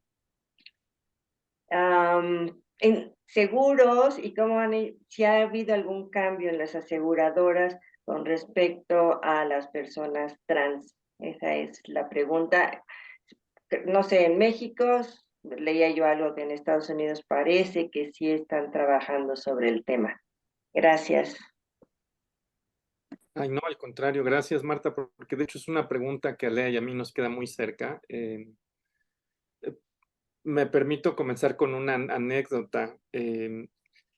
Mi padre, mi hermana y yo teníamos un seguro de gastos médicos mayores familiar. Y cuando yo hice mi transición, no, la aseguradora no quiso mantenerme dentro del plan familiar. Nunca nos dijo explícitamente que no, pero ante todas las solicitudes de que actualizaran mi información, simplemente no hubo respuesta y nunca obtuve yo ningún documento. De ahí me puse yo a investigar y me di cuenta que en Estados Unidos, en efecto, había pasado algo parecido y que ahí sí había habido una lucha, porque en muchas ocasiones las aseguradoras no querían asegurar a personas trans, porque decían, por dos razones. Una, porque teníamos tasas de mortalidad y una serie de cuestiones vinculadas a problemas de salud que parece que eran muy altas. Entonces no era algo aparentemente muy redituable. Pero la otra es que no parece que tuvieran mucha claridad acerca de los efectos a largo plazo, decían, de las terapias de reemplazo hormonal y que entonces no sabían, por ejemplo, si eso podía modificar cuestiones vinculadas a cierto tipo de padecimientos. Porque, por ejemplo, una mujer trans que toma estrógenos aumenta su probabilidad de tener cáncer de mama y disminuye su probabilidad de tener cáncer de próstata, pero eso no tenían mucha información. Y en Estados Unidos, de hecho, hubieron muchos problemas porque, por ejemplo, la redacción incluso de algunos seguros hacía imposible que para los hombres trans, por ejemplo, hubiera atención si les daba cáncer de útero, porque no es algo que aparezca, ¿no? Entonces yo me di cuenta a raíz de lo que me pasa con esta aseguradora, de que esto en Estados Unidos era un problema muy grave. En México no, porque como la mayor parte de las personas trans están muy pauperizadas, no compran seguros. Entonces, aquí eso casi no se ha discutido porque la población que puede acceder a seguros es población de clase media, sobre todo, y la discriminación lleva a que casi no haya personas trans en clases medias con la capacidad de tener un seguro. Con todo y todo, justo Lea tiene un conocido que trabaja en una aseguradora que nos dijo que los procesos están cambiando también en México, que ya empiezan a permitirte contratar un seguro, por ejemplo, de gastos médicos mayores, un seguro de vida, y él nos aseguró, vaya, que sí se podía, ¿no? No lo contratamos porque yo, por ejemplo, tengo un seguro de gastos médicos mayores vía la UNAM, pero te voy a decir que tampoco eso fue fácil. Lo que pasa es que ahí sí la aseguradora no pudo evitarlo porque es parte del contrato colectivo de trabajo. Entonces no me podían discriminar. a diferencia de lo que pasó con el familiar, ¿no? Entonces, bueno, eso es muy anecdótico, pero lo que te puedo decir es que sí hay discriminación en los seguros. En Estados Unidos está muy trabajado. En México tenemos esta anécdota, que te estoy contando de que muchas veces las aseguradoras no te quieren asegurar al ser trans porque dicen que no saben, por ejemplo, qué efectos va a tener, y como te ponen esto de que no te cubren ninguna condición preexistente, te dicen, pues no sabemos realmente cómo delimitar eso con personas trans. Pero bueno, pues esta persona que es amigo de Lea nos decía que eso estaba cambiando, que ya estaban admitiendo personas trans, pero bueno, más allá de eso yo no te podría contar nada, no sé si Lea. No, no, no, más allá de la anécdota, no. O sea, al final yo tampoco me animé por ese seguro porque me daba, o sea, no era una certeza la que este amigo me daba sobre cómo iba a aplicarse el seguro. Él estaba dispuesto a que mujeres trans usaran un seguro que se da a mujeres. Entonces, él me preguntaba, pues que quería saber cuál era la particularidad del cuerpo de una mujer trans para que en este seguro enfocado a mujeres sí se cumpliera el cuidado de la salud de una mujer trans, ¿no? ¿Y qué implicaba? Bueno, eh, en efecto, ciertos riesgos vinculados quizás al tratamiento hormonal, este quizás también riesgos vinculados a la propia anatomía. Entonces, bueno, me preguntaba eso, ¿no? Y bueno, también en el caso de qué pasaría en general con cualquier persona trans. Eso él me lo planteaba como es algo que hay que ir y explicar, pero no es una certeza de que así te lo vayan a hacer válido, ¿no? Entonces, bueno, la verdad es que, pues, digo, no, no, la verdad es que no me quise animar porque sé que estoy en un espacio donde también en estos momentos, pues me era, digo, me es complicado con todos estos discursos que circulan, pues tener una certeza de que una aseguradora me va a respetar esto, ¿no? Que, o sea, porque quizás no lo use ahorita, quizás lo quiero usar en unos años, y en unos años esto se está poniendo un poco más hostil hacia las personas trans. Entonces, la verdad es que opté por no comprar un seguro. Muchísimas gracias, Lea y Shio. ¿Alguien más tiene alguna pregunta, comentario? Masi, ahorita te abro mi micrófono. Listo, Masi. Hola, hola, muchas gracias por esta muy bonita plática. ¿Hay algún contacto de ustedes para que podamos informarnos más sobre estos temas? Bueno, yo estudié la maestría en bioética y sí me gustaría eh, ahondar más en ello, entonces sí quisiera ver si tienen algún contacto. Gracias. Bueno, en mi caso sí. De hecho, si tú entras al CEICH, al programa de Historia de la Ciencia, ahí viene mi correo.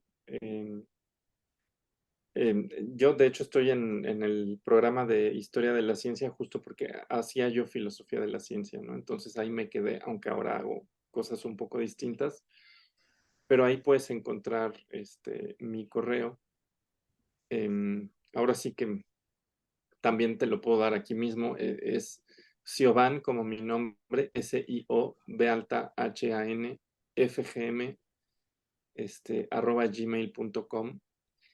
Y en general, siempre que alguien me escribe, le contesto. A veces no de inmediato, pero en máximo 3 días te contesto.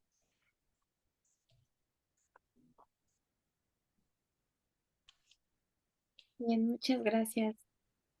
¿Alguna? Y, bueno, mis datos en realidad, supongo que no sé si mi correo esté disponible como en, en alguna parte de internet quizás.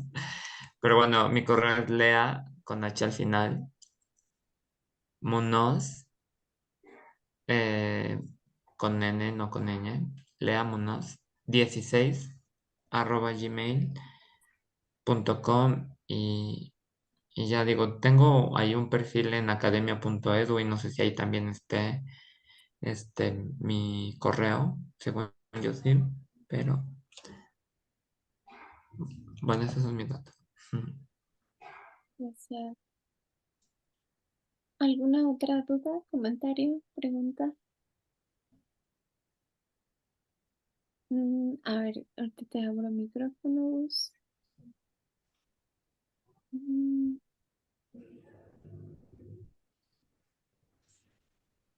Listo, Gus. ¿Ya? Creo que ya. Antes que nada, hola, agradecer, digo, es la primera vez que asisto a una tertulia, porque digamos que mis labores no me dejan, digo, eso de estar dando clases en medios superiores es un poquito complicado, ¿no? Y agradecerles, ahora sí que toda la información que vertieron el día de hoy aquí.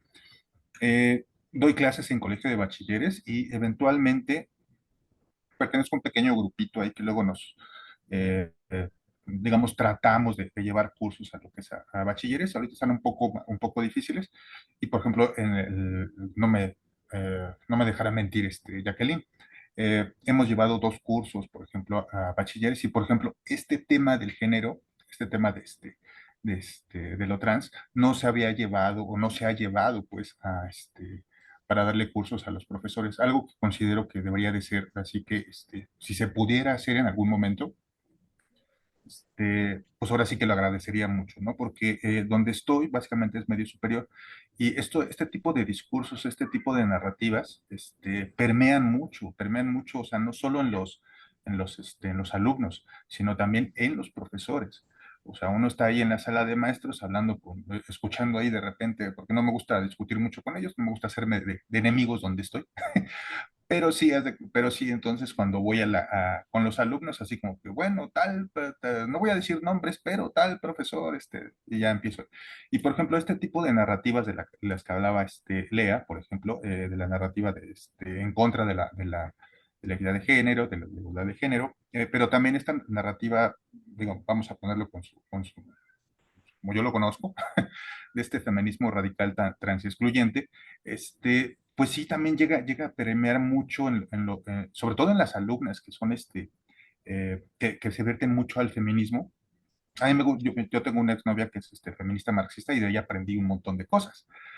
Y entonces me empecé a meter mucho precisamente en el feminismo, a páginas feministas.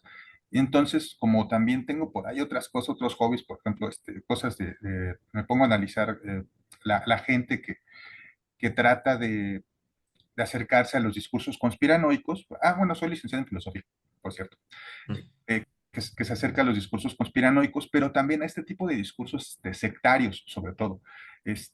Y entonces, por ejemplo, me he dado cuenta que las páginas feministas que luego parecieran así como muy inocentes, vamos a apoyar a las mujeres, un montón de cosas, de repente sacan cierto de cosas precisamente estas narrativas, de discursos de odio, pues, de la desaparición de las mujeres y todo. Y sí, o sea, muchas alumnas se sienten atraídas a ese tipo de discursos, de narrativas, porque propiamente están llevando, las páginas que lo hacen, están llevando una dinámica sectaria. O sea, básicamente están haciendo una secta donde propiamente utilizan el marketing para acercar a las mujeres que se acercan al feminismo, las acercan a este discurso. O sea, primero ponen una cara de, mira, somos feministas, y ya después te dan así como, pero mira, si te metes más, bueno, es como si fuera una secta, pues, es una secta, más, en ese sentido. Eh, por ejemplo, digo, es la primera vez o sea, aunque me gusta acercarme al tema, no puedo hacerlo de forma tan llena porque pues, tengo otras cosas que hacer. Pero, por ejemplo, ¿qué podría hacer yo como docente de medio superior propiamente, para acercarme o acercar a mis alumnos precisamente a este tipo de temas y para que se alejen de este tipo de narrativas. Y he tratado de hacerlo desde mi discurso, ¿no? Desde el discurso filosófico. Pero, por ejemplo, ¿qué otro tipo de herramientas, de teorías puedo usar para, para alejar a mis alumnos de esas narrativas? Esa sería mi pregunta. Gracias. Bueno, ahora sí que es una pregunta donde me gustaría tener la respuesta a la mano, y claramente no está tan clara la respuesta porque creo que varias universidades están en esta problemática, varios posgrados, varios bachilleratos. Te lo digo porque esa pregunta me la han formulado en muchas facultades de distintas universidades públicas y privadas, en bachilleratos. Es una situación generalizada de que dicen, bueno, es que está avanzando un discurso muy violento, muy transfóbico. Pues te diría varias cosas. Primero, el entorno del país no ayuda. El hecho de que sea un país con tantos feminicidios, con una violencia patriarcal tan fuerte, no ayuda, porque genera una sensación de ataque y de amenaza. Y eso es importante no olvidarlo, porque muchas de las reacciones que tienen las estudiantes más jóvenes es una reacción desde allí, desde una sensación de que nadie está haciendo nada, de que la violencia está allí.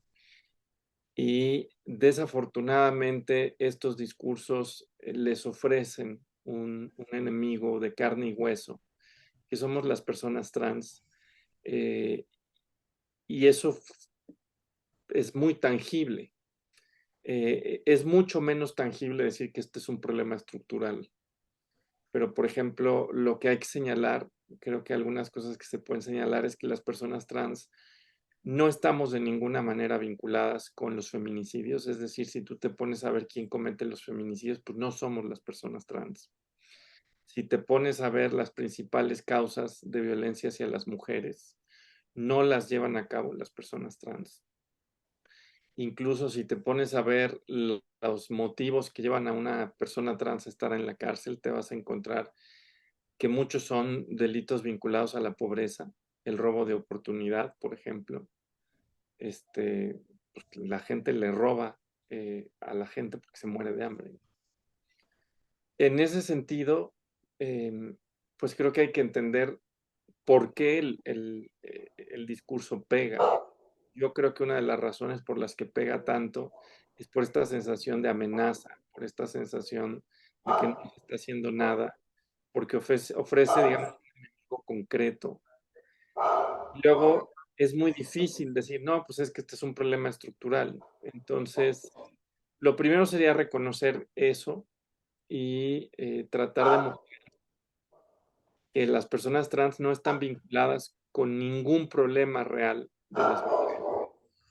O sea, no estamos vinculadas a ningún problema real. O sea, si tú te pones a ver las 10 causas de muerte, los 10 tipos de violencia más prevalentes no están vinculados con las personas trans. Yo creo que mostrar eso es algo importante, pero lo otro también es la humanización de las personas trans, sobre todo porque en los bachilleratos, cuando están ahora saliendo muchas personas trans del closet, y entonces se encuentran de pronto con entornos escolares violentos, un poco por esto, ¿no? Entonces, lo que recomendamos son, digamos, acciones proactivas, porque probablemente estudiantes trans salgan del closet y se van a encontrar con violencia. Y entonces, en vez de intervenir para que eso pase, la idea sería como tratar de humanizar a las personas trans, por ejemplo, invitando gente que se dedique al arte, gente que se dedique al performance. Hay alguna cantidad, digo, no hay muchas personas trans en general, entonces no es que haya personas trans en todos lados haciendo esto, pero hay personas trans que se dedican al performance en bachilleratos, en secundarias. Pienso concretamente en el caso de Lía García, que su especialidad es hacer performance en este tipo de espacios con la idea de humanizar.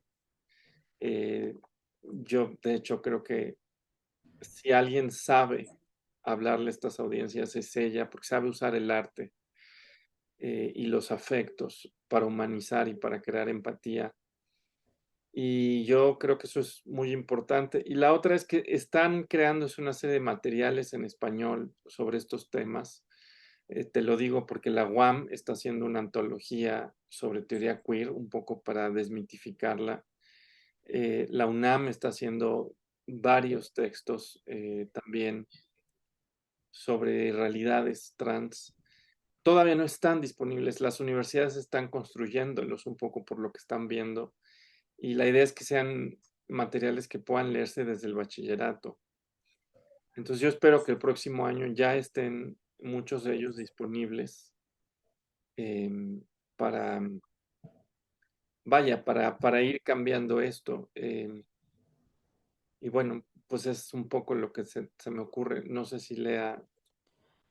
Yo cuando he dado clases, sobre todo esta materia sobre género, y les intento explicar de, pues, muchos conceptos, distintas aproximaciones a los conceptos, creo que algo muy importante es uno plantear a los feminismos como distintos, como el feminismo no es único, no es uno, son varios feminismos, son varias aproximaciones y no significa que todo el mundo esté de acuerdo ahí, ¿no?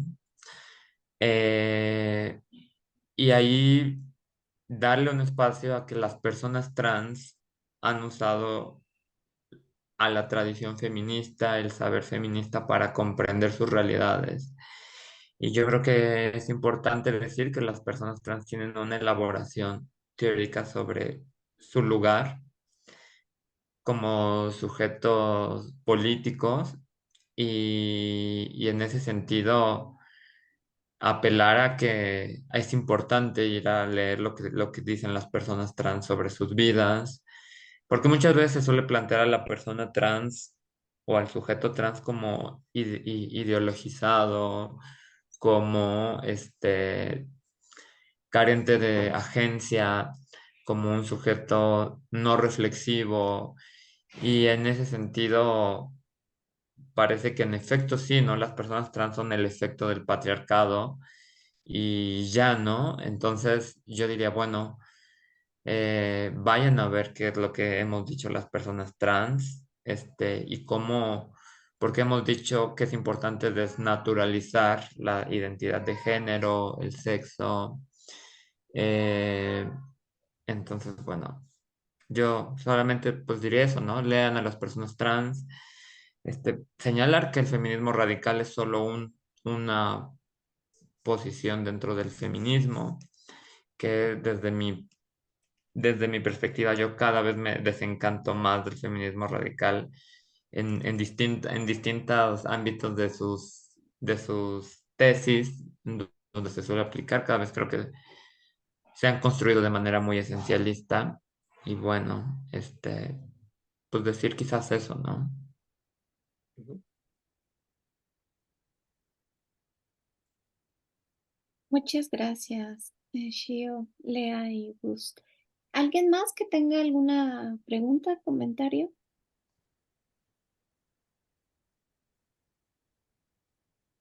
¿No?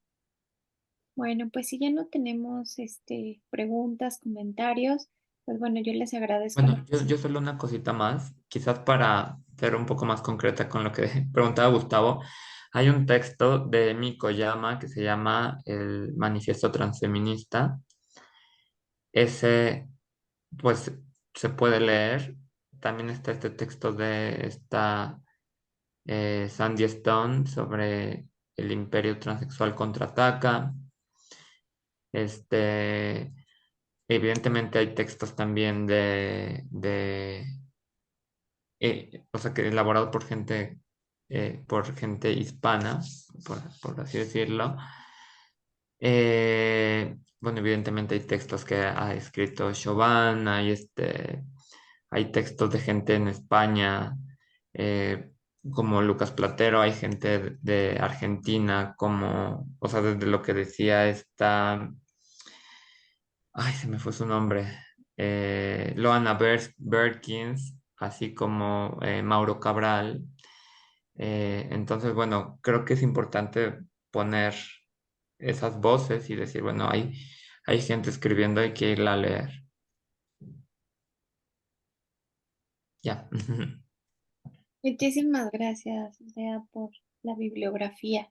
Eh, bueno, yo allí voy a buscar algunas cosas y si las encuentro te las paso, con gusto. Bueno, pues muchísimas gracias por haber estado aquí con nosotros en la tertulia de bioética y ambiente, Shio y Lea. La verdad es que somos muy afortunadas las personas que estamos aquí por haberlas escuchado. Yo sé que de repente están en foros así enormes con mucha gente y ahora fueron para nosotras solas. Entonces eso ha sido realmente conmovedor y algo muy, muy lindo. Y bueno, y sobre todo para seguir construyendo pues estos espacios, sobre todo contra la violencia, ¿no? Esto es como uno de los factores que al menos se liga mucho con este proyecto de divulgación de bioética y ambiente. Y bueno, esperando en algún futuro poder coincidir nuevamente, saben que las puertas de este espacio están abiertas para ambas y para todas las personas que están aquí. En algún momento que quieran impartir una tertulia, ya saben que pueden escribir y pues aquí se hace. Y bueno, pues muchísimas gracias. Recuerden que este video se va a retransmitir en el canal de YouTube de Bioética y Ambiente. También lo voy a colocar, cuando ya esté en la plataforma, lo voy a colocar en las redes sociales para que lo podamos seguir compartiendo y aquellas personas que no tuvieron la posibilidad de estar, porque bueno, siempre sucede, ¿no? Se inscriben muchos, pero de repente por alguna razón se pierde la liga o no llega, ¿no? Pero bueno, para estos que ya estuvieron interesados o para las otras personas que pues no pudieron verlo, ¿no? Pero para seguir informando. Y bueno, quizá con lo que preguntaba Gus, incluso esta tertulia se podría compartir con los muchachos, ¿no? Como una actividad y que lo puedan ver en su casa y ya después preguntas, dudas, inquietudes ligado pues a estas lecturas que me parece que pues son obligatorias para todos nosotras, ¿no? Entonces desde allí pues bueno, muchísimas gracias. La verdad es que estoy muy contenta de que hayamos compartido estos minutos con ustedes. No, pues muchas gracias a ti y a Muchas gracias. Bueno, pues descansen, recuerden, nos vemos muy pronto y ahí va a estar en redes sociales el video. Hasta luego. Bye.